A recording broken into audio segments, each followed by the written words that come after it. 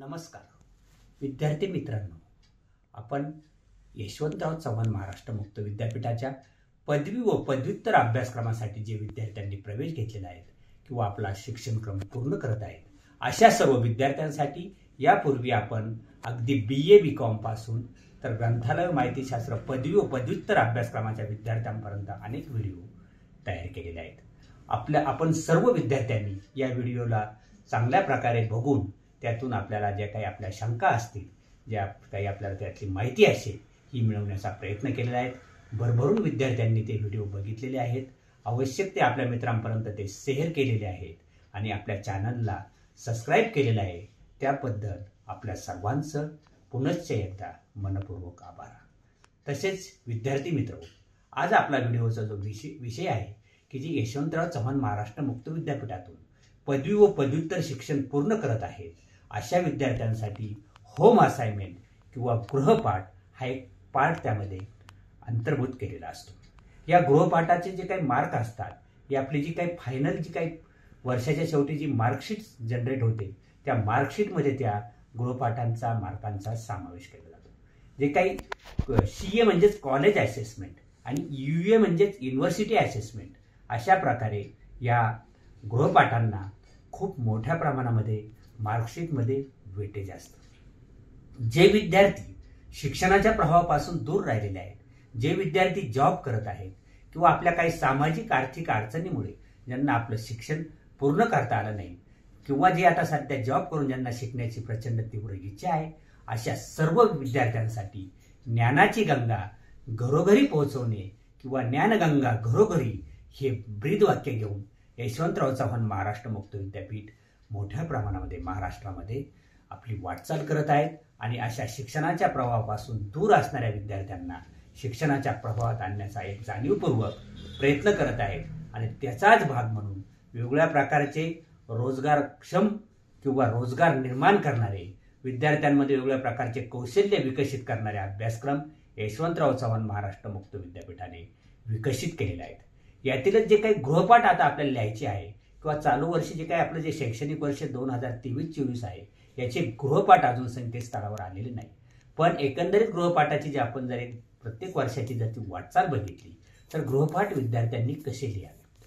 पूर्वी आपला जो काही शालेय अभ्यासक्रम होता त्यामध्ये विद्यार्थी मित्र आपण एक गृहपाठाची वही आणि एक वर्गपाठाची वही आपण तयार करत असायचो।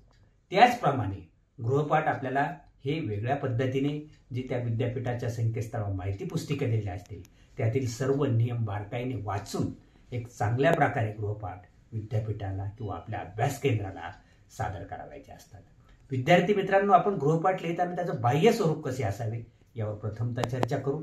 नंतर त्याचा अंतर्गत गृहपाठ कसा लिहायचा, त्याची स्टाईल ऑफ रायटिंग कशी असावी यावर देखील आपण चर्चा करणार आहोत। तर गृहपाठ लिहिताना सुरुवातीला आपण ते गृहपाठ 20 मार्काचे असतात। 20 मार्कामध्ये 4 प्रश्न प्रत्येक विषयाला असतात आणि प्रत्येक प्रश्नाला 5 गुण असतात। मला असं वाटतं हे सर्व जे काय आपल्या अभ्यासक्रमानुसार जर आपण ग्रंथालय माहितीशास्त्र विषय बघितला तर त्याला 7 विषय आहेत, पदवी अभ्यासक्रमाला 7 विषय आहेत। या 7 विषयाचे जे काही गृहपाठ आहे तर ते आपण एक प्रत्येक स्वतंत्र फुलस्केपवरती लिहून विद्यापीठाने त्याला जे काही कव्हरिंग तयार करण्याचा फॉर्मॅट दिलेला आहे त्या फॉर्मॅटनुसार आपण ते गृहपाठ तयार केले पाहिजे। ते गृहपाठ तयार करत असताना 7ही गृहपाठ वेगवेगळ्या विषयाचा गृहपाठ आपण स्वतंत्र लिहून या सर्व गृहपाठांची एकंदरीत एक ऑफिस फाईल किंवा आपण जर म्हणतो स्प्रिंग फाईलमध्ये सर्व गृहपाठ आणि त्या फाईलवरती आपलं नाव, अभ्यास केंद्राचं नाव, विद्यापीठाचं नाव, आपला अभ्यासक्रमाचा संकेतांक, अभ्यासक्रमाचं पूर्ण विषय या सर्व एकंदरीत सर्व बाबींचा अंतर्भाव करून ही गृहपाठाची फाईल आपण आपल्याला अभ्यास केंद्राने जी काही मुदत दिलेली आहे त्या मुदतीमध्ये जमा करणं आवश्यक आहे।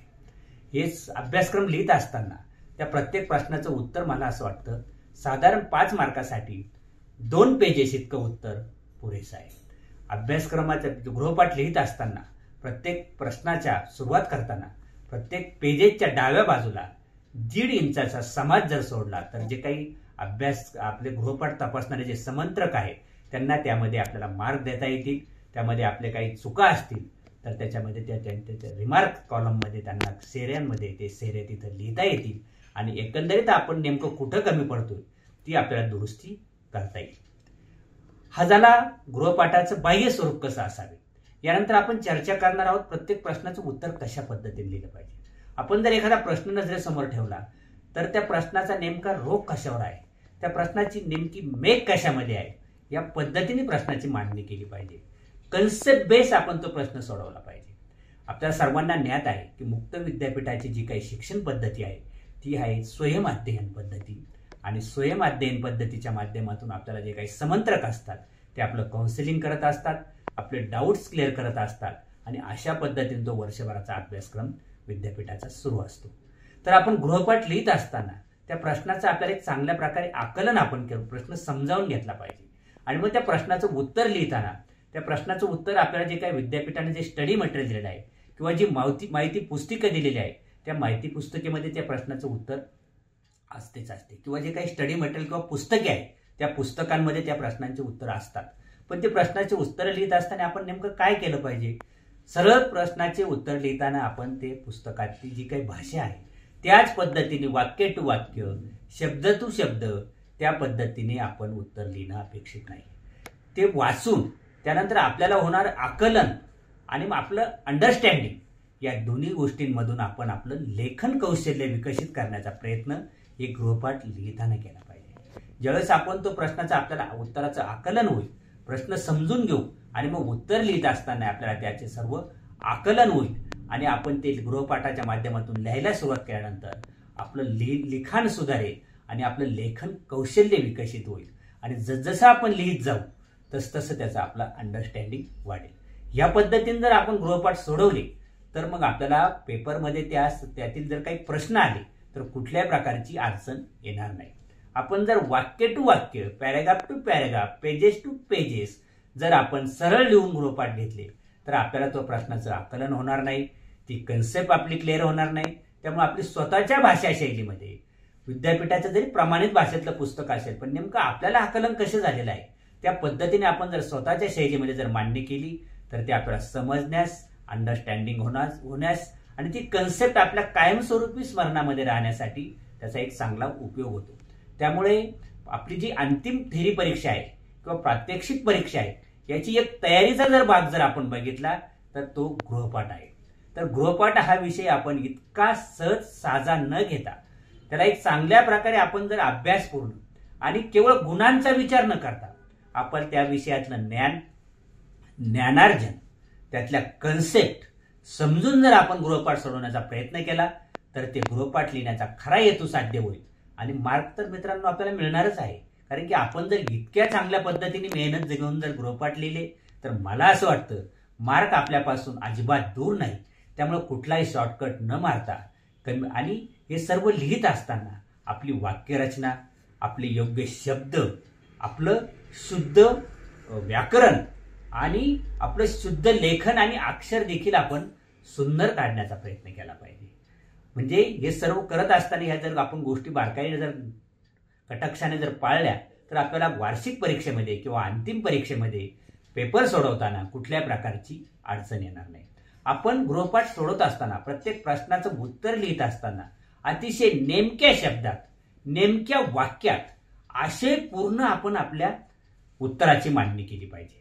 नेमका प्रश्नाचा रोख कशावर आहे आणि आपण उत्तर कशा पद्धतीने नेमक्या शैलीमध्ये, नेमक्या शब्दांमध्ये, नेमक्या वाक्यांमध्ये आपण एक चांगल्या पद्धतीने उत्तर लिहिण्याचा प्रयत्न जर केला तर आपल्याला गृहपाठाला देखील मित्रांनो भरभरून मार्क मिळतील आणि आपल्याला अंतिम परीक्षेला सामोरं जाण्यासाठी एक ते देखील एक आपल्याला राजमार्ग मिळेल. आणि त्या विषयाच्या कन्सेप्ट कुठल्याही प्रकारच्या रेडीमेड नोट्स न वापरता, कुठल्याही प्रकारचे रेडीमेड पुस्तकातला मजकूर न घेता आपण जर चांगल्या पद्धतीने वाचून, समजून घेऊन, आकलन करून आशययुक्त नेमक्या शैलीत, नेमक्या शब्दात, नेमक्या वाक्यात आपण जर ते गृहपाठ लिहिण्याचा प्रयत्न केला तर ते आपले गृहपाठ अतिशय दर्जेदार होतील आणि आपल्याला भरभरून मार्क मिळतील. यानंतर आता आपले थोड्याच दिवसामध्ये गृहपाठ संकेतस्थळावर अपलोड होतील. मग आपण गृहपाठाच्या अभ्यासक्रम लिहावं, एखादा प्रश्न उदाहरणादाखल घेऊन त्या प्रश्नाचं उत्तर नेमकं कसं सोडवायचं विद्यार्थी मित्र आपण बघणार आहोत. गृहपाठ येतीलच. बऱ्याचशा अभ्यासक्रमांचं स्टडी मटेरियल त्या अभ्यास केंद्रांवरती पोहोचलेलं आहे. विद्यार्थ्यांनी चांगल्या प्रकारे ते पुस्तकं वाचून त्या पुस्तकामध्ये आपल्याला ज्या कन्सेप्ट समजल्या आहेत त्यावर विचार करून मनन चिंतन करून स्वतःच्या नोट्स स्वतः तयार केल्या पाहिजे आणि यातल्या ज्या काही आपल्या शंका असतील, आपले काही डाऊट्स असतील, आपले काही प्रश्न असतील तर ते आपले नियमित जे काही काउन्सिलिंग सेशन होतात त्या काउन्सिलिंग सेशनमध्ये एका विषयानुसार कागदावर लिहून जे काउन्सिलर असतात त्यांच्या समोर मांडून कुठल्याही प्रकारचा संकोच न बाळगता आपल्या सर्व डाऊट्सचं क्लिअर करून घेतलं आणि ह्या पद्धतीने जर एक आपल्या अभ्यासक्रमाची रचना केली, अभ्यासाची पद्धत विकसित केली तर आपल्यासाठी यश हे नक्कीच आहे, हमखास आहे.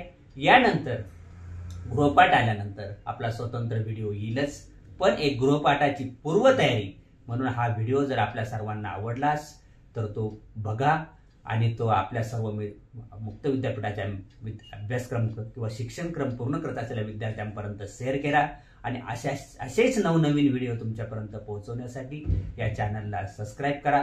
तर मित्रांनो, आता इथे थांबतो. नमस्कार.